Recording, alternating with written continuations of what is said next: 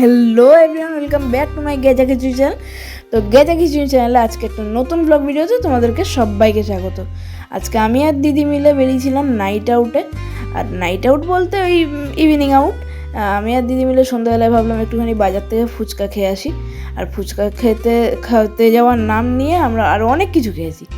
তো এখন দেখতেই পাচ্ছ দিদি প্রথমবার এসছে। আর এখানে আমি মনে করলাম যে এই দুর্গাপুর আর কালীগঞ্জে যে ফুচকা কাকুটা বসে, ওই ফুচকা কাকুটা ভালোই বানায় ফুচকা, কারণ ওর দোকানে 10 মিনিট ধরে লাইন দিয়ে আমরা খেতে পেলাম ফুচকা। তো দিদির ফুচকাটা একদমই ভালো লাগেনি, যেটা বোঝাই যাচ্ছে। আমার দিক থেকে ভালো লেগেছে, কারণ দুর্গাপুরে এই কাকুটাই বেস্ট বানায় আমাদের কাছে। তো তারপরে আমি আর দিদি মিলে একটুখানি আইসক্রিমের দোকানে চলে গেলাম। আর দিদি খেলো কোল্ড কফি, আমি খেলাম আইসক্রিম। আর এখানে আমি মিলে তারপরে ঘরে এসে চপ খেলাম। তো দিদির চপটা ভালো লেগেছে, তারপর আমিও চপ খেলাম। তো আজকের এই ব্লগ ভিডিওটা এইটুকুই, বাই।